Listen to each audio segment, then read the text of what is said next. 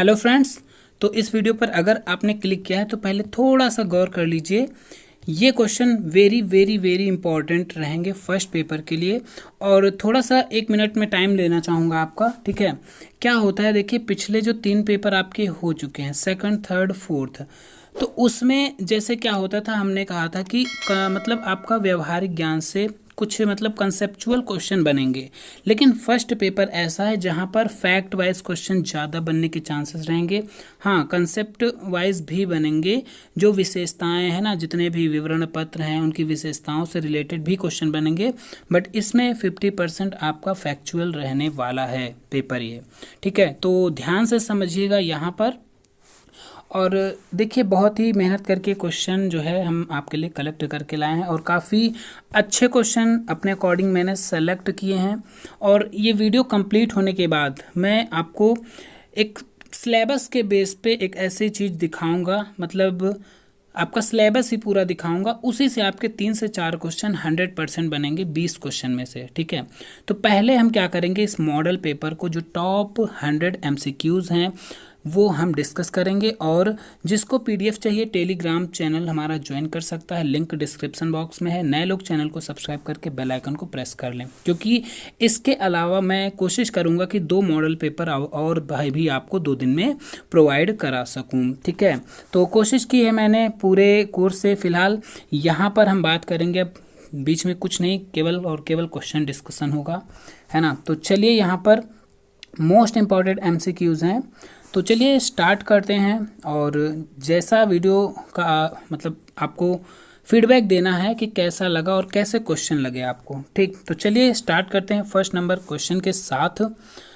काफ़ी इंपॉर्टेंट रहने वाला है वीडियो। तो प्राचीन भारत में सबसे पहले, और इनसे रिलेटेड देखिए मैं क्वेश्चन और भी आपको बताता चलूँगा, तो उसमें कंफ्यूज ना होइएगा और ध्यान से एक एक वर्ड सुनते जाइएगा कि यहाँ पर केवल 100 क्वेश्चन का नहीं, 100 से आपके 200 क्वेश्चन मैं ओरली बताता चलूँगा, ठीक है। तो ध्यान से सुनिएगा। प्राचीन भारत में सबसे पहले जिस शिक्षा प्रणाली का विकास हुआ उसे वैदिक शिक्षा प्रणाली कहा जाता है। आंसर आपका ये है। तो इसमें बौद्ध शिक्षा प्रणाली ऑप्शन में दिया जा सकता है ना। मुस्लिम कालीन शिक्षा प्रणाली दिया जा सकता है। ऐसे ऐसे ऑप्शन बनाए जा सकते हैं, ठीक है। अब वैदिक शिक्षा प्रणाली देखिए है, तो यहीं से पकड़ लीजिए कि जो वैदिक शिक्षा प्रणाली नाम से ही पता चलता है वेदों पर आधारित रही होगी, है ना। तो यहाँ से कुछ कंसेप्ट क्लियर होंगे आपके।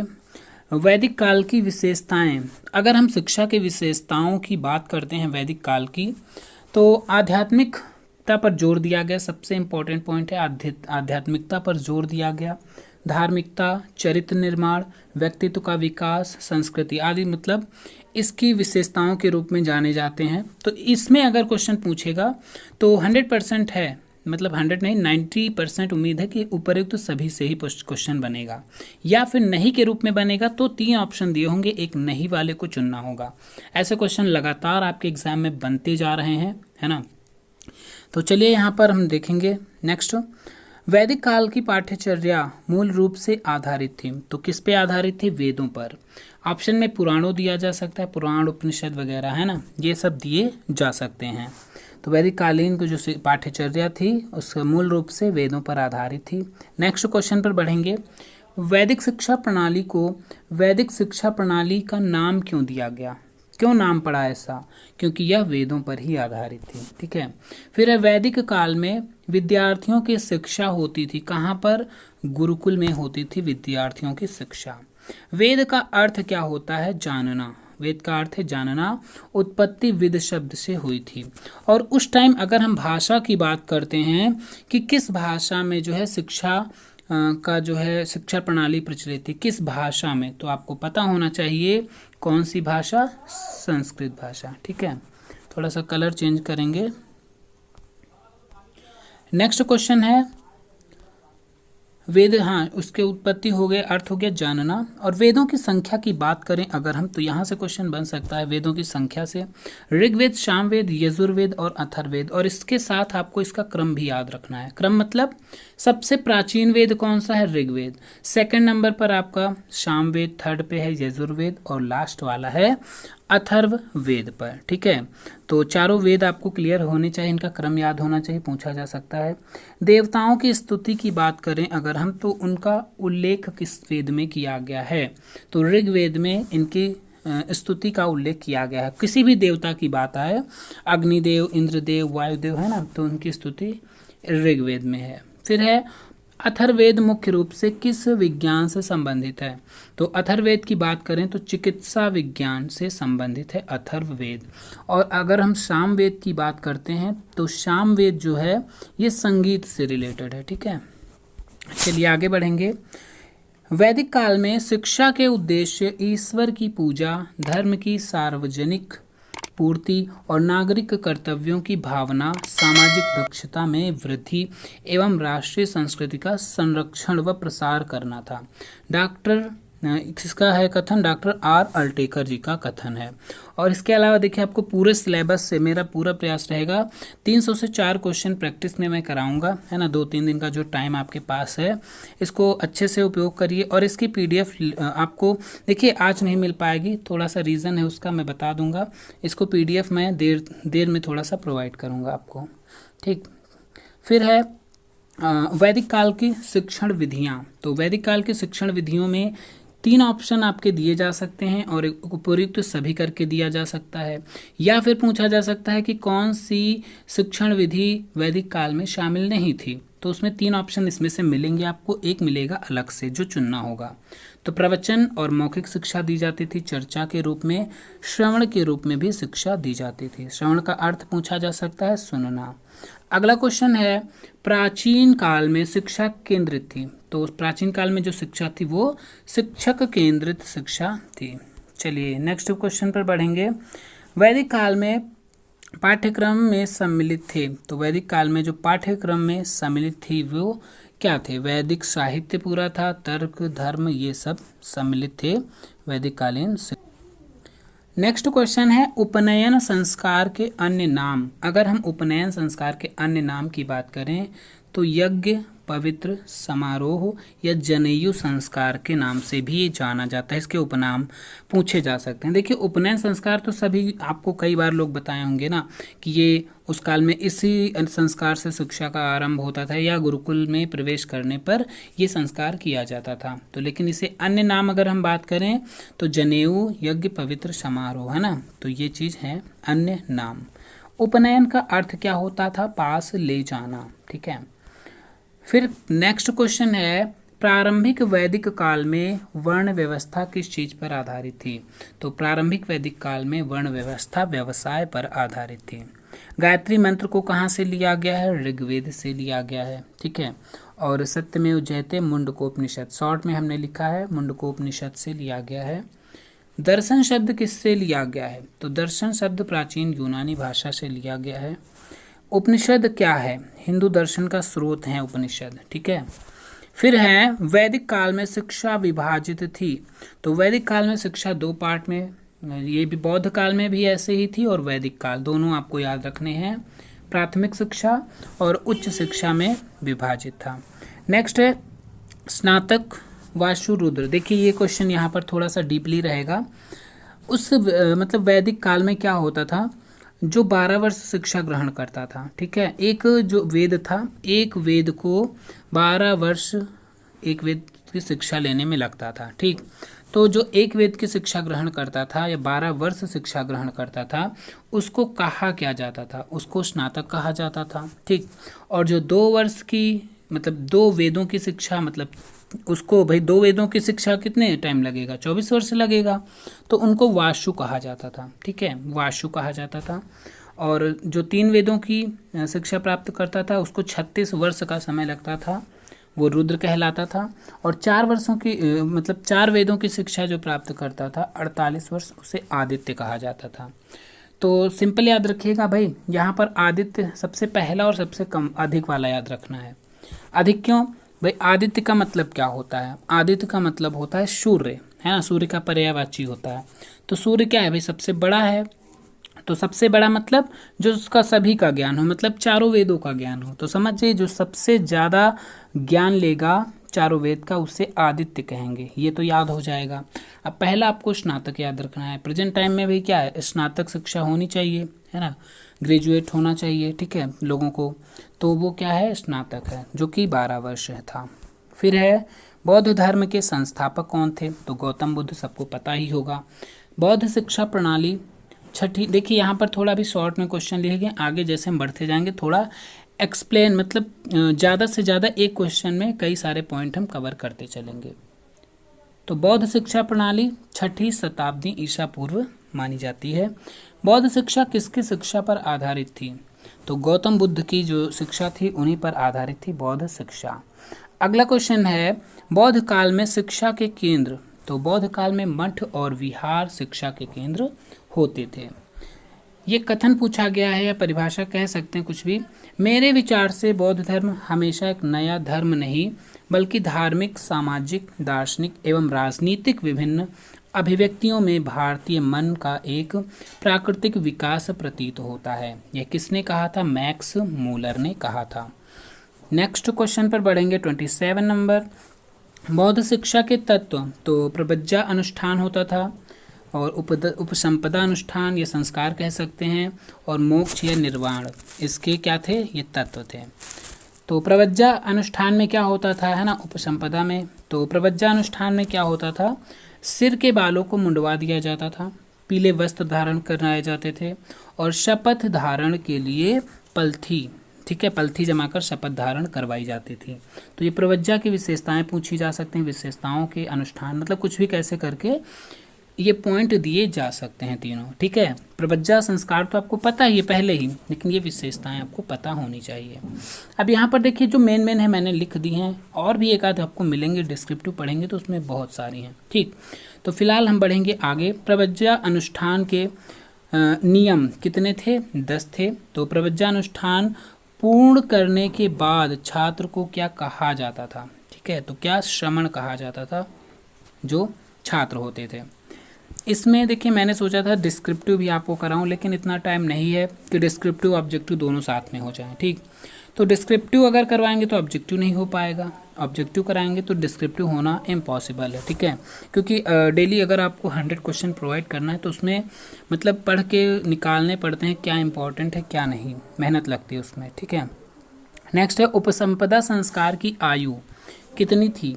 जो उपसंपदा संस्कार, पहले तो प्रवज्जा संस्कार होता था, लेकिन जब 20 वर्ष उपसंपदा संस्कार की आयु क्या होती थी, 20 वर्ष का जब वो हो जाता था तब होती थी उपसंपदा संस्कार होता था। उपसंपदा जो अनुष्ठान या संस्कार होने के बाद क्या कहा जाता था, मतलब उस छात्र को क्या कहा जाता था, तो जो पुरुष होते थे, ठीक है, उन्हें भिक्षु कहा जाता था, और जो स्त्री होती थी उन्हें भिक्षुणी कहा जाता था। नेक्स्ट क्वेश्चन है 32। बौद्ध काल में छात्रों के लिए शिक्षा की कुल अवधि कितनी थी। तो यहाँ पर देखिए ध्यान रखिए, कुल अवधि पूछी गई है तो 22 वर्ष। स्टार्टिंग के 12 वर्ष जब प्रवज्जा संस्कार होता था ना, तो 12 वर्ष उसमें होते थे, और बाद के 10 वर्ष जो उपसंपदा संस्कार होता था उसके बाद के 10 वर्ष हुए, ठीक है। तो ये भी डीपली अगर क्वेश्चन बनेगा तो यहाँ से पूछने के 100% चांस रहेंगे कि प्रवज्जा संस्कार की या कितने वर्ष की थी, इसकी अवधि पूछ सकता है ना। ये क्वेश्चन आपको याद रखने हैं। फिर नेक्स्ट है 33। बौद्ध शिक्षा के उद्देश्य, तो शिक्षा का विकास करना, चरित्र का विकास करना, जीवन के लिए तैयारी, मोक्ष की प्राप्ति, ये सब इसके उद्देश्य थे। 34 नंबर है किस शिक्षा प्रणाली में 4 आर्य सत्यों का प्रचार किया गया है। तो बौद्ध शिक्षा में 4 आर्य सत्य हैं, कौन है, अष्टांग मार्ग, इच्छा दुख का कारण है, इच्छा को दूर करना, और सांसारिक जीवन दुखमय है। तो ये जो है 4 सत्यों को ऑप्शन में दिए जा सकते हैं, और नहीं के बारे में भी पूछा जा सकता है, तो इनको ध्यान दीजिएगा। अष्टांग मार्ग हमने लिख दिए हैं, फिलहाल आ सकते हैं इसमें से, है ना। तो सम्यक दृष्टि, सम्यक ज्ञान, सम्यक वाणी, विचार, कर्म, सम्यक शुरू में तो सम्य रहेगा, ये लास्ट में याद रखिए। संकल्प, आजीविका, व्यायाम, समाधि, विचार। फिर अगला क्वेश्चन है, देखिए इनको रटने में टाइम लगेगा तो इतना ध्यान से पढ़िए कि जो ऑप्शन निगेटिव मिले वो आप पकड़ लें आसानी से। बौद्ध शिक्षण की विधियां क्या थी, मौखिक विधि थी, चर्चा विधि थी, सम्मेलन विधि थी। है ना। नेक्स्ट क्वेश्चन है बौद्ध काल का पाठ्यक्रम। तो जो बौद्ध काल का पाठ्यक्रम था उसमें क्या क्या था, सैन्य विज्ञान था, धार्मिक चर्चा थी पाठ्यक्रम में, कला थी, हस्तशिल्प था, तर्क न्याय। ठीक है, तो इसके पाठ्यक्रम से संबंधित क्वेश्चन किसी न किसी तरीके से बनेंगे। शिक्षा कितने, अब यहाँ थोड़ा सा लिखने में गलती है, कितने स्तर में थी, तो शिक्षा इसमें भी द्विस्तरीय थी, प्राथमिक शिक्षा और उच्च शिक्षा। तक्षशिला में शिक्षा दी जाती थी, कहाँ की शिक्षा, बौद्ध धर्म की शिक्षा। यह पूछा जा सकता था तक्षशिला जो है किस धर्म की शिक्षा से संबंधित है, किस काल से संबंधित है, ऐसे भी क्वेश्चन बन सकते हैं। 40 नंबर है भिक्षु एवं भिक्षुड़ियाँ कहाँ ज्ञान प्राप्त करते थे, तो विहार में ज्ञान प्राप्त करते थे। विहार नहीं है, विहार है, मठ और विहार दो चीजें होती थी ना, तो मठ और विहार, ये विहार में प्राप्त करते थे। बुद्ध ने किस भाषा में उपदेश दिए थे, तो इन्होंने पाली भाषा में उपदेश दिए थे, और इस काल की अगर हम शिक्षा की बात करें तो यही भाषा रहेगी। 42 नंबर है विक्रमशिला विश्वविद्यालय की स्थापना किस शासक ने करी थी, तो धर्मपाल ने करी थी। ठीक है, मुख्य जो विश्वविद्यालय हैं उनके क्या आपको संस्थापक याद रखने हैं। बुद्ध को ज्ञान कहाँ प्राप्त हुआ था, बोध गया में प्राप्त हुआ था, है ना। अगर भारत से बाहर की बात करें तो सबसे पहले बौद्ध धर्म कहाँ स्वीकार किया गया, श्रीलंका में स्वीकार किया गया था। फिर 45 है महायान बौद्ध धर्म में उपदेश देने के लिए अपनाई गई भाषा कौन सी थी, तो महायान आपको पता होगा जो बौद्ध धर्म था बाद में दो पार्ट में डिवाइड हो गया था, इसके जो अनुयायी थे एक हीनयान थे और एक महायान था। तो जो महायान मतलब इस विभाग के लोग थे, इस साइड के लोग जो होते थे, तो उपदेश देने के लिए कौन सी भाषा प्रयोग करते थे, संस्कृत भाषा। फिर नेक्स्ट है गौतम बुद्ध की पहली मठवासिनी गौतमी थी, कौन थी, गौतमी। नेक्स्ट क्वेश्चन है बौद्ध साहित्य में क्या है, त्रिपिटक संबंधित है साहित्य है, इसमें कई सारी कहानियां हैं। ठीक है, मिलिंद पन्नू ये भी एक बौद्ध पुस्तक है। नेक्स्ट है मध्यकालीन भारत में शिक्षा व्यवस्था किसके नियंत्रण में थी, तो मध्यकालीन भारत में अगर हम बात करें जो मुस्लिम कालीन के नाम से भी जाना जाता है, तो शिक्षा किसके नियंत्रण में थी, उलेमाओं के नियंत्रण में होती थी शिक्षा। मुस्लिम कालीन या मध्यकालीन शिक्षा की विशेषताएं, तो इसमें मुख्य विशेषता कौन सी है, इस्लाम धर्म का प्रचार और निगरानी प्रणाली, ज्ञान का अधिग्रहण, नियमों का संरक्षण, ये इसकी मुख्य विशेषताएं थी। शिक्षा के केंद्रों की बात करें तो मकतब और मदरसा यहाँ से 100% एक क्वेश्चन बनेगा, मतलब कैसे भी घुमा के बनाया जा सकता है कि मकतब जो है किस भाषा का शब्द है, फिलहाल दोनों यहाँ पर अरबी भाषा के शब्द है ना, इनका अर्थ पूछा जा सकता है, कौन प्रारंभिक शिक्षा से संबंधित था, कौन उच्च प्राथमिक से संबंधित था, है ना, तो ये प्राथमिक था और ये उच्च प्राथमिक। ठीक है, और यहाँ पर जो मतलब शिक्षा दी जाती थी, प्राथमिक शिक्षा के केंद्र मकतब थे, है ना, और ये जो उच्च प्राथमिक था वो मदरसा था। ये कुतुब शब्द से निकला है और ये दरस शब्द से निकला हुआ है। फिर है किस काल में लकड़ी की किताबों या तख्तियों का प्रयोग किया जाता था, तो जो मुस्लिम काल होता था। अब इसमें काल से संबंधित बात करेंगे तो शुरुआत के तीनों काल आपको ऑप्शन में मिलेंगे। ठीक है, बौद्ध काल, वैदिक काल और मध्यकाल या मुस्लिम काल। तो इसमें जो है तख्तियों का प्रयोग होता था, सुंदर लिखावट पर काफ़ी जोर दिया जाता था इस काल में। नेक्स्ट है मुगल काल में पाठ्यक्रम, मुगल काल पूछ सकें या फिर मध्यकाल बात करें तो धार्मिक शिक्षण होता था इसमें पाठ्यक्रम में, कुरान है ना ये पढ़ाया जाता था, व्याकरण की शिक्षा दी जाती थी। आईने अकबरी पुस्तक किस सम्राट से संबंधित है, तो अकबर से संबंधित है। अगर लिखने की बात करें तो किसने लिखी थी, अबुल फजल ने लिखी थी, है ना, आईने अकबरी, और अकबर नामा भी इन्होंने ही लिखी थी। नेक्स्ट है मुस्लिम शिक्षा के गुण तथा दोष, तो गुण और दोष आपको सारी शिक्षाओं की याद रखने हैं, चाहे वो मध्यकालीन हो, चाहे वो मुस्लिम या मध्य की हो, है ना, या फिर बौद्धकालीन हो या वैदिक कालीन हो। तो इसके गुण क्या थे, प्राथमिक एवं माध्यमिक शिक्षा अलग अलग थी, क्योंकि भाई प्राथमिक मकतबों में दी जाती थी और ये मदरसों में। मुफ्त शिक्षा संगठन था, छात्रवृत्ति की शुरुआत करी गई। दोष क्या थे, रटकर सीखने पर जोर दिया गया और महिला शिक्षा की अनदेखी करी गई थी, और भारतीय साहित्यों, भाषाओं, धर्म एवं दर्शन की अवहेलना करी गई थी। क्योंकि मुख्य उद्देश्य इनका क्या था, इस्लाम धर्म का प्रचार करना। 45 नंबर क्वेश्चन है, शिक्षा की शुरुआत जो मुस्लिम काल में हुई थी किस संस्कार से होती थी? तो किस संस्कार से होती थी? बिस्मिल्लाह संस्कार, और इसकी आयु 4 वर्ष 4 माह 4 दिन होती थी। नेक्स्ट क्वेश्चन है, किस काल में शिक्षा का माध्यम अंग्रेजी था? तो अंग्रेजी वही किस में था? ये तो ब्रिटिश काल में ही रहा होगा, जाहिर सी बात है।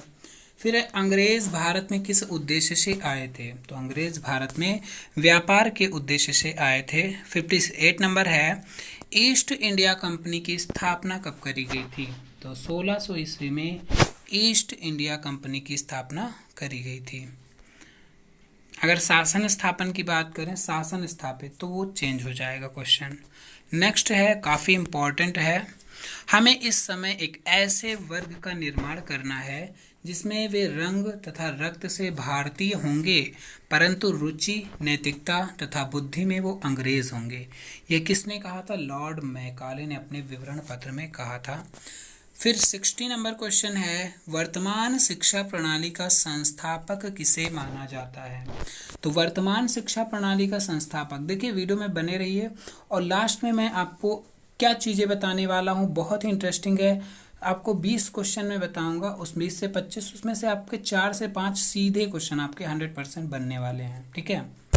तो वर्तमान शिक्षा प्रणाली का संस्थापक किसे माना जाता है? लॉर्ड मैकाले को माना जाता है। ब्रिटिश शिक्षा का मुख्य उद्देश्य क्या था? तो अंग्रेजी शिक्षा का प्रसार करना इनका मुख्य उद्देश्य था, ठीक है भाई। मुख्य उद्देश्य क्या था? वो तो यही रहेगा। नेक्स्ट है, भारत में आधुनिक शिक्षा के वर्गीकरण में प्रथम चरण, तो आधुनिक शिक्षा को जो वर्गीकरण किया गया था 4 भागों में इसको डिवाइड अगर हम करें, तो प्रथम चरण की बात करें तो 1758 से लेकर 1812। फिर लेकिन जो इम्पोर्टेंट आपका है सेकंड है 1813 से 1853। फिर है थर्ड 1854 से 18। अब यहाँ पर हम 4 क्वेश्चन बना सकते थे अलग अलग, है ना, 3-4 क्वेश्चन अलग बना सकते थे, लेकिन हमने एक ही में लिख दिया कि एक्सप्लेन। आपके क्वेश्चन मतलब 100 होने के बावजूद आपके 200 क्वेश्चन डिस्कस हो जाते हैं, ठीक है। तो यहाँ पर थर्ड है 1854 से 1900, और ये काल बहुत इंपॉर्टेंट है। अब आगे जितने भी वीडियो हम आपको प्रोवाइड करेंगे लगभग पूरे क्वेश्चन डिस्कस करने की मतलब कोशिश करेंगे जो इम्पोर्टेंट हैं। तो चैनल को जिन्होंने अभी तक नहीं सब्सक्राइब किया कर लें, है ना, आपका फ़ायदा होगा। और आगे भी काफ़ी जानकारियाँ मिलती रहेंगी आपको यहाँ से। बीएड के आगे जब आप टेट, सुपर टेट, है ना, या सीटेट देने वाले हैं। कलकत्ता मदरसा की स्थापना, तो कलकत्ता मदरसा की स्थापना 1781 में करी गई थी। अगर 80 ऑप्शन में आ जाता है तो 80 भी मतलब आ सकता है, दोनों आते हैं तो आपको 81 ही करना है। वॉरेन हेस्टिंग्स ने करी थी। संस्कृत कॉलेज कहाँ स्थापित किया गया? तो संस्कृत कॉलेज वाराणसी में स्थापित किया गया था। भारत का प्रथम गवर्नर जनरल, देखिए भारत का प्रथम गवर्नर जनरल की बात हो रही है तो लॉर्ड विलियम बेंटिक। अगर बंगाल का पूछता तो वॉरेन हेस्टिंग्स होता, ठीक है। नेक्स्ट है, प्रथम वायसराय की बात करें तो लॉर्ड कैनिंग प्रथम वायसराय। जब 1857 की क्रांति हुई तो 1858 में जो उनका पत्र बना, है ना, महारानी जी का, तो उसके अकॉर्डिंग उन्होंने जो है भारत की सत्ता को अपने अकॉर्डिंग रखा और जो गवर्नर जनरल का पद था उसे वायसराय में कन्वर्ट किया था। फिर है डॉक्ट्रिन ऑफ लैप्स, अर्थात हड़प की नीति, काफ़ी फेमस है। किसके द्वारा शुरू करी गई थी? तो ये लॉर्ड डलहौजी के द्वारा शुरू करी गई थी, डॉक्ट्रिन ऑफ लैप्स, हड़प की नीति। इसमें क्या होता था, अगर हम एक लाइन में देखें तो इसमें ये होता था कि उस वक्त जिन राज्यों में या छोटे छोटे प्रांत थे जिनकी संतान नहीं होती थी ना, तो उनको ये हड़प लेते थे, ठीक है। फिर नेक्स्ट है, वुड्स डिस्पैच कब स्थापित हुआ? तो वुड्स डिस्पैच सबसे इम्पॉर्टेंट रहेगा आपका इस पेपर का क्वेश्चन, और 1854, और 100% यहाँ से क्वेश्चन बनेंगे ही बनेंगे, एक नहीं 2-3 क्वेश्चन यहाँ से बनेंगे। लॉर्ड डलहौजी के समय आया। आगे हम इसमें विस्तार से बात करेंगे, फिलहाल अभी हम थोड़ा सा आपको पूरा दिखा रहे हैं ना क्वेश्चन क्या है। वर्नाक्यूलर प्रेस एक्ट 1878 जो प्रेस से संबंधित था। एक अच्छे यूरोपीय पुस्तकालय, काफ़ी इंपॉर्टेंट कथन है मैकाले का, अच्छे यूरोपीय पुस्तकालय का केवल एक सेल्फ या एक अलमारी कह सकते हैं भारत और अरब के समूचे साहित्य के बराबर है। मतलब इन्होंने भारत और अरब साहित्य जो था, जो संस्कृत, अरबी, फारसी इन भाषाओं में लिखा गया था, उसकी इतनी बेइज्जती की मैकाले ने। उसने क्या कह डाला कि जो यूरोप में एक पुस्तकालय की एक जो अलमारी होती है, ठीक है, वो अलमारी पूरे अरबी या जो साहित्य है भारत का उसके बराबर है। तो ऐसा इसने कहा था लॉर्ड मैकाले ने। आधुनिक शिक्षा का मैग्ना कार्टा किसे कहा जाता है? तो वुड्स डिस्पैच को आधुनिक शिक्षा का मैग्ना कार्टा या महाधिकार पत्र, मतलब किसी तरीके से ये क्वेश्चन घुमा फिरा के पूछना ही पूछना है, ठीक है। मैग्ना कार्टा या महाधिकार पत्र ऐसे क्वेश्चन बनाए जा सकते हैं। चार्टर अधिनियम कब आया था? 1813। और आपका क्वेश्चन जो, अगर हम आधुनिक शिक्षा की बात करें तो 1813 के बाद ही इंपॉर्टेंट टॉपिक्स स्टार्ट होते हैं, ठीक है। इसकी जो रिटन पीडीएफ है मेरे पास, ठीक है, रिटन कॉपीज़ हैं, नोट्स हैं कुछ, तो वो भी मैं कोशिश करूँगा आपको प्रोवाइड कर दूँ जल्द से जल्द, ठीक है। तो नेक्स्ट क्वेश्चन है, किस नीति में निस्पंदन सिद्धांत को खारिज किया गया? काफ़ी इंपॉर्टेंट सिद्धांत है और इसको खारिज कर दिया गया था वुड्स के डिस्पैच में। जो मैकाले का विवरण पत्र था 1835 का, ठीक है, उसमें एक निस्पंदन सिद्धांत लगाया गया। फिलहाल आगे हम विवरण इसका देखेंगे। निस्पंदन मतलब क्या होता है? छानना। जैसे क्या छानने से मतलब समझ रहे होंगे ना भाई, किसी चीज़ की छनाई करी जाती है तो ऊपर बड़ी बड़ी चीज़ें रह जाती हैं और नीचे महीन चीज़ चली जाती है। तो सेम वैसे ही इस सिद्धांत में क्या था कि जो शिक्षा देने का लक्ष्य था केवल उच्च वर्ग के लोगों का लक्ष्य था। जो मैकाले ने, मतलब उसकी ये सोच थी कि शिक्षा केवल उच्च वर्ग तक मिले, बाद में धीरे धीरे उनके अकॉर्डिंग शिक्षा जनसाधारण तक जाए। फिलहाल वो जनसाधारण शिक्षा का विरोधी ही था, इसीलिए उसने ऐसा किया था। थॉमस रेले, ये कर्जन के समय थे, ठीक है, 1902 के आसपास। विश्वविद्यालय आयोग की नियुक्ति किस वर्ष की गई? तो देखिए, विश्वविद्यालय आयोग, वैसे तो कई सारे आयोग बने बाद में भी, लेकिन यहाँ पर कर्जन के समय की बात कर रहे हैं, तो 1902 में थॉमस रेले ने बनाई थी। सैडलर आयोग की नियुक्ति कब करी गई थी? तो 1917 में लॉर्ड चैम्सफोर्ड द्वारा सैडलर आयोग की नियुक्ति करी गई थी, ठीक है। नेक्स्ट है प्राच्य पाश्चात्य विवाद का उद्गम। अगर हम बात करें तो चार्टर एक्ट जो 1813 का था, ठीक है, उससे उत्पन्न हुआ प्राच्य पाश्चात्य विवाद। और क्यों उत्पन्न हुआ, क्या उत्पन्न हुआ, ये सब हम यहाँ पर बात करेंगे, ठीक है। तो 1813 में उत्पन्न हुआ और समाप्त कब हुआ था? ये 1835 का जो मैकाले का विवरण पत्र था उसके द्वारा समाप्त किया गया। लगभग 20 वर्ष से अधिक तक ये चला था प्राच्य पाश्चात्य विवाद। फिलहाल ये सब मैं पिछले वीडियोस में एक्सप्लेन कर चुका हूँ, तो वो वीडियो अगर आपने नहीं देखी है तो एक बार शॉर्ट में जल्दी से स्पीड बढ़ा के उनको देख लीजिएगा, ठीक है।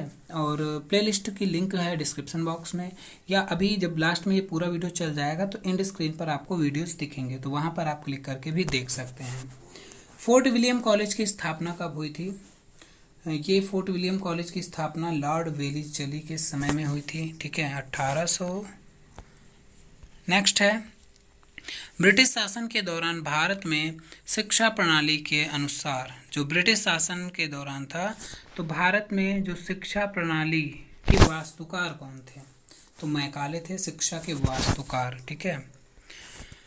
नेक्स्ट है मैकाले विवरण पत्र सन पूछा गया है, तो ऐसे देना है आपको आंसर। निस्पंदन का अर्थ भी अभी हमने बता दिया था, निस्पंदन का ऊपर से नीचे की ओर प्रवाह है ना, ऊपर से शिक्षा का नीचे की ओर प्रवाह। इसका प्रतिपादन किसने किया था? मैकाले ने किया था। यह भी क्वेश्चन पूछा जा सकता है किससे संबंधित है। किस समिति ने चकबंदी की नीति की सिफारिश की थी? तो चकबंदी की नीति की सिफारिश हर्टांग समिति में करी गई थी 1929। फिलहाल ये समिति आपके सिलेबस में कहीं दिया नहीं गया है मेन टॉपिक के रूप में, लेकिन ये क्वेश्चन हमने रख दिया है, ठीक है, बाई चांस पूछ भी ले, क्योंकि आउट ऑफ सिलेबस कुछ क्वेश्चन बन भी रहे हैं। तो उड के घोषणा पत्र की सिफारिशें क्या थी? उड के घोषणा पत्र की क्या सिफारिशें थी? फिलहाल यहाँ पर हम देखेंगे तो शैक्षिक उत्तरदायित्व की स्वीकृति, इनकी विशेषताएं, गुण आगे हमने एक्सप्लेन करके लिखे हैं ना, नेक्स्ट में देखेंगे आगे। फिलहाल लोक शिक्षण विभाग और अनुदान सहायता प्रणाली, ये सब इनमें शामिल थी। पहला भारतीय शिक्षा आयोग, तो पहला भारतीय शिक्षा आयोग की बात करें तो हंटर आयोग बना था। कब बना था? जो शिक्षा आयोग 1882 में, ठीक है। अध्यक्ष कौन थे? विलियम हंटर थे। हंटर कमीशन किसके द्वारा नियुक्त किया गया था? तो लॉर्ड रिपन के द्वारा नियुक्त किया गया था। इसकी सिफारिशों की बात करें तो हम बुक से या एक्सप्लेन जो डिस्क्रिप्टिव बुक है वहाँ से आप पढ़ सकते हैं। गोखले विधेयक कब पारित किया गया? तो 1910। अगर 11 भी देता है तो दोनों 10 11 दोनों सही रहेंगे, ठीक, लेकिन 10 पहला आपका ऑप्शन बनेगा। प्राथमिक शिक्षा को मुक्त एवं अनिवार्य करने की सबसे पहले बात यही करी गई थी। कहाँ पर? गोखले विधेयक, मतलब किसी भी भारतीय ने सबसे पहले यहाँ पर करी गई थी, लेकिन ये असफल रही। किस समिति ने अपव्यय और अवरोधन की समस्या पर प्रकाश डाला? अपव्यय और अवरोधन ने हर्टांग समिति ने इस पर प्रकाश डाला था। वर्धा योजना 1937 से संबंधित है, गांधी जी की ना। फिर है ब्रिटिश भारत में स्वदेशी शिक्षा योजना विकसित करने का पहला प्रयास कौन सी योजना में था? तो वर्धा योजना में था, जो स्वदेशी शिक्षा योजना विकसित करने का पहला प्रयास। शिक्षा वर्धा योजना का अन्य नाम अगर हम बात करें तो बुनियादी शिक्षा। अब देखिए यहाँ पर हमने पूरा सिलेबस नहीं कवर किया, क्योंकि भाई कई सारे आपको 200-300 क्वेश्चन तो 100% प्रोवाइड होंगे ही होंगे, ठीक। तो उसमें से स्टार्टिंग के अभी लगभग हमने अगर ये क्वेश्चन की बात करें तो आपका आधा कोर्स ही यहाँ पर हमने लगभग लिया है, और कई सारे क्वेश्चन जो अभी छूट गए हैं उनको भी अगले वीडियो में हम डिस्कस जरूर करने वाले हैं, ठीक है, जो इम्पोर्टेंट रहेंगे। तो शिक्षा वर्धा योजना का अन्य नाम बुनियादी शिक्षा है। फिर गांधी जी का बहुत इंपॉर्टेंट कथन है, मुझे विश्वास है कि वर्तमान शिक्षा प्रणाली का न केवल बेकार है बल्कि सकारात्मक रूप से हानिकारक भी है। तो यह किसने कहा था? गांधी जी। और हरिजन वर्ड का संबंध आ जाए तो गांधी जी से ही रहेगा। बेसिक शिक्षा 91 नंबर क्वेश्चन है, बेसिक शिक्षा के अन्य नाम क्या हैं? तो अन्य नाम इसके हैं नई तालीम और बुनियादी शिक्षा, इसके अन्य नाम हैं। बुनियादी शिक्षा के गुण की बात करें तो 14 वर्ष की आयु तक शिक्षा को निःशुल्क करने की बात करी गई। शिल्प केंद्रित शिक्षा थी, बाल केंद्रित भी थी, और वातावरण से सामंजस्य स्थापित करने की बात करी गई थी, और सह संबंध आदि ये सब इसके गुण थे। दोष की बात करें तो शिल्प पर बहुत ज़्यादा जोर दिया गया था इसमें, और तकनीकी विकास में असहायक था। जाकिर हुसैन समिति बुनियादी शिक्षा योजना से संबंधित है। 1905 में किस संस्थान की स्थापना हुई थी? तो राष्ट्रीय शिक्षा परिषद, ठीक है, 1905 में इसकी स्थापना करी गई थी। किसने? महिला सुधार के लिए जो है किसने? महिला आर्य समाज की स्थापना करी, ये 2 बार है। तो महिला आर्य समाज की स्थापना पंडिता रामाबाई ने करी थी शिक्षा सुधार के लिए। अगला क्वेश्चन है 97 नंबर, विश्वविद्यालय शिक्षा प्रणाली में सुधार का सुझाव देने के लिए किस समिति को नियुक्त किया गया? शैडलर कमीशन। नेक्स्ट है आधुनिक शिक्षा प्रणाली की नींव रखी, तो नींव रखी थी सबसे पहले आधुनिक शिक्षा प्रणाली की लॉर्ड मैकाले 1835। फिर है आधुनिक से सिविल सेवा या भारतीय सिविल सेवा के जन्मदाता अगर कहेंगे तो लॉर्ड कॉर्नवालिस थे। माध्यमिक शिक्षा आयोग 1952-53 में बनाया गया। तो चलिए फिलहाल हमारे क्वेश्चन तो कंप्लीट होते हैं, और एक चीज़ मैंने शुरू में कही थी कि आपको एक तरीका जो हम बताने वाले हैं उसमें से 4 से 5 क्वेश्चन 100% आपको मिल जाएंगे। बस आपको केवल और केवल सिलेबस के पाठ देखने हैं, ठीक है। जो टॉपिक हैं उन पर ध्यान दीजिए। चलिए उनके टॉपिक पर हम चलते हैं। तो चलिए आपको लेकर हम आए हैं। तो यहाँ पर ये मैं समझिए कि मैं इजी नोट्स के जो है कुछ क्वेश्चन कराने जा रहा हूँ, ऐसा बिल्कुल नहीं है। तो छोड़ के भागने वालों में से अगर हैं आप तो भाग जाइए, कोई दिक्कत नहीं, आप अपना ही नुकसान करने वाले हैं। बस मैं यहाँ पर 2 से 3 मिनट और लूँगा बस। तो मैकाले के विवरण पत्र एवं बैंटिक, तो आपका टॉपिक शुरुआत में 3 टॉपिक हमने छोड़े हैं। जो वैदिक काल है तो वो तो क्लियर हो ही चुका होगा, इतनी बार आप पढ़ चुके होंगे ना। बौद्धकालीन शिक्षा, मुस्लिम कालीन। तो यहाँ पर मैकाले का विवरण पत्र आपको याद क्या रखना है, ये किसके समय में आया? लॉर्ड विलियम बेंटिक उस समय गवर्नर जनरल थे। और कब आया? 1835 में। यहाँ से 2 पॉइंट आपको याद रखने, केवल देखिए मैं कुछ नहीं करा रहा हूँ, केवल आपको पार्ट मतलब लेसन नेम या टॉपिक नेम आपको याद करा रहा हूँ, ठीक है। तो मैकाले, सबसे पहले मैकाले विवरण पत्र, और इससे पहले एक था कौन सा, जो चार्टर था ना 1833 का, 1813 का, वो उतना इम्पोर्टेंट नहीं है, वो चार्ल्स ग्रांट से संबंधित है। फिर आगे अगर हम देखेंगे नेक्स्ट टॉपिक की बात करें, एडम रिपोर्ट, तो ये फिलहाल उतना इम्पोर्टेंट नहीं, लेकिन 1-2 क्वेश्चन यहाँ पर बनेंगे। ये भी लॉर्ड विलियम बेंटिक के समय से ही संबंधित है। और मैकाले के बाद, सीक्वल आपको याद रखना है, मैकाले के बाद एडम आते हैं। और ये जो है प्राच्य साहित्य से मतलब प्राच्यवादी थे, मतलब भारतीय भाषाओं और यहाँ के जो भाषाओं के साहित्य वगैरह सब थे उनके पक्ष में थे एडम। ठीक है, फिर अगर हम आगे देखें तो यहाँ पर बस बहुत तेज़ी के साथ देखेंगे, उड़ का घोषणा पत्र आता है 1854 में। ठीक, तो 1854 में आपको सन याद रखने हैं। यहाँ सारे टॉपिक से बस इतना इतना अगर याद रखते हैं तो 3 से 4 क्वेश्चन गारंटी है आपके, 4 से 5 क्वेश्चन 100% आपको सीधे सीधे मिल जाएंगे। अगर आप जो 25-30 टॉपिक हैं आपके, है ना, जो भी टॉपिक फिलहाल पूरे मैं नहीं बात कर रहा हूँ, उसमें से 20 की बात कर रहा हूँ, वही अगर आप अच्छे से देख लेते हैं 5-6 क्वेश्चन आपके क्लियर होते हैं। तो उड़ का घोषणा पत्र, और इसे ही शिक्षा का मैग्ना कार्टा कहा जाता है। ठीक है, और अगला टॉपिक आपका जो है वो टॉपिक है भारतीय शिक्षा आयोग, मतलब हंटर आयोग। 1800 ये पहला भारतीय शिक्षा आयोग बना था। ठीक है, और 1882 में। तो हंटर आयोग कब याद रखना है, 3 फरवरी 1882। फिलहाल डेट उतना इम्पोर्टेंट नहीं रहेगी, लेकिन याद कर लेते हैं तो अच्छी बात है। 1882 ईस्वी में हंटर कमेटी हुई थी ना। फिर नेक्स्ट अगर हम टॉपिक देखेंगे लॉर्ड कर्जन की शिक्षा नीति, तो 1882 के बाद अगर हम 1900 के दौर की बात करें तो इस समय लॉर्ड कर्जन था। ठीक है, 1900 के 5 तक फिलहाल वो रहा था भारत में, और इनकी शिक्षा नीति उससे पहले आई थी। ठीक है, तो इनसे संबंधित चीज़ें आपको ये बताना है। केवल मैं टॉपिक बता रहा हूँ क्या क्या इंपॉर्टेंट रहेगा, केवल वन लाइनर में। अंदर की बात तो बाद में करते ही रहेंगे। सैडलर आयोग 1917 में, आपको इतना याद रखना है, सैडलर आयोग। बाकी अंदर के क्वेश्चन हम इम्पोर्टेंट लेकर आते रहेंगे, 2-3 वीडियो आपको मिलती रहेंगी मैराथन की। ठीक है, सैडलर आयोग यहाँ पर। फिर वर्धा शिक्षा योजना, ठीक है, वर्धा शिक्षा योजना 1937 बुनियादी शिक्षा के नाम से जाना जाता है, गांधी जी से संबंधित है ना। फिर अगर जाकिर हुसैन का भी इसी से संबंध है।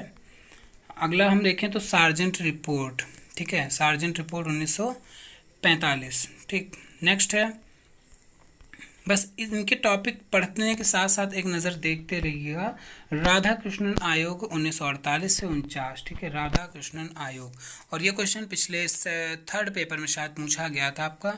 ठीक, तो उसमें ये जो विश्वविद्यालय शिक्षा आयोग की बात नहीं करी गई थी, मतलब उसमें विश्वविद्यालय अनुदान आयोग की बात करी गई थी, तो वो 53 में जाके सही था। तो यहाँ पर राधा कृष्णन आयोग जो है वो 1948 से 49 में गठित। और ये देखिए यहाँ पर कितना नहीं याद रखना है आपको, ये याद रखना है इसके भाई अध्यक्ष कौन होंगे, एक तो अध्यक्ष, और कब आया और किस शिक्षा से संबंधित था। तो क्वेश्चन ऐसे भी बन सकता है, एक तो सन बनेगा, एक तो आपका अध्यक्ष बनेगा, इसके अध्यक्ष कौन थे, एक बनेगा ये किस प्रकार की शिक्षा से संबंधित था, तो प्राथमिक, माध्यमिक या फिर विश्वविद्यालय या उच्च शिक्षा। तो यहाँ पर ऑप्शन के अकॉर्डिंग उच्च शिक्षा बनेगा। ठीक, ऐसे 4 क्वेश्चन यहाँ पर एक लाइन से बनाए जा सकते हैं, और इनमें से बहुत ही इंपॉर्टेंट रहेंगे। फिर माध्यमिक शिक्षा आयोग जो मुदालियर आयोग के नाम से भी जाना जाता है, इसका दूसरा नाम ऑप्शन में याद रखना है आपको, क्योंकि पूछे जा सकते हैं दोनों, माध्यमिक शिक्षा आयोग, मुदालियर आयोग। अब माध्यमिक शिक्षा आयोग क्यों रखा गया, क्योंकि इसका मेन फोकस माध्यमिक शिक्षा पर था, और 1952-53 में ये गठित किया गया। ठीक है, नेक्स्ट टॉपिक अगर हम देखेंगे तो कोठारी शिक्षा आयोग, ठीक है, शिक्षा आयोग अथवा कोठारी आयोग 1964 से 66। यहाँ से तो 100% क्वेश्चन आना ही आना है। ठीक, सन पूछेगा कब गठित किया गया है ना, तो इसमें आपको याद रखना है। और ये संबंधित किससे था, मुख्यतः प्राथमिक शिक्षा से संबंधित था, मुख्यतः अगर बात करें तो। देखिए आज़ादी के बाद सबसे पहले हाई लेवल में, मतलब 1948 में आपका विश्वविद्यालय गठित हुआ है ना, मतलब उच्च शिक्षा की बात करें हम, जो राधा कृष्णन आयोग है ना। फिर 1952 में माध्यमिक शिक्षा आयोग, और फिर उसके बाद 1964 में कोठारी आयोग जो प्राथमिक शिक्षा, मतलब ऊपर से नीचे की तरफ बढ़ रहे हैं। फिर राष्ट्रीय शिक्षा नीति 1986, सबसे ज़्यादा क्वेश्चन यहाँ से बनने वाले हैं। देखिए क्यों बनने वाले हैं, यहाँ पर यही एक टॉपिक नहीं है, इसके जो कई लगभग 24 पार्ट हैं ना, 22 से 24 पार्ट हैं, उसके अंदर जो आपके सिलेबस में टॉपिक है ना, अभी और आगे दिखाएंगे, तो उन टॉपिक के नाम ही इस शिक्षा नीति के अंदर से ही लिए गए हैं। जैसे प्रौढ़ शिक्षा है, माध्यमिक शिक्षा है, तो वो सब इसी के अंदर से टॉपिक लिए गए हैं, उनके भाग के अंतर्गत, इसलिए बहुत ही ज़्यादा इम्पॉर्टेंट रहने वाली है ना ये शिक्षा। फिर चलिए और 92 में जो उसकी संशोधित करके इसको लागू किया गया। फिर स्कूल शिक्षा है तो राष्ट्रीय पाठ्यक्रम जो NCF 2005 है, काफ़ी इंपॉर्टेंट है। और इसके क्वेश्चन यहाँ पर अभी हमने डिस्कस नहीं किए, लेकिन आपको बहुत ज़्यादा इंपॉर्टेंट क्वेश्चन मिलने वाले हैं हर जगह से। प्राथमिक शिक्षा एवं पूर्व प्राथमिक है ना, तो ये भी अब देखिए जो ईयर मुख्यतः थे, हमने बात की थी जो 20 से 25 क्वेश्चन, जिसमें से 4 से 5 वो आपके पूरे कंप्लीट हो चुके हैं। लेकिन एक बार टॉपिक देख लेना चाहिए। फिर माध्यमिक शिक्षा आएगी, है ना, और फिर आपकी कौन सी शिक्षा, उच्च शिक्षा, मतलब प्राथमिक माध्यमिक उच्च, जिनको हम यहाँ पर पढ़ने वाले हैं बहुत ही तेज़ी के साथ।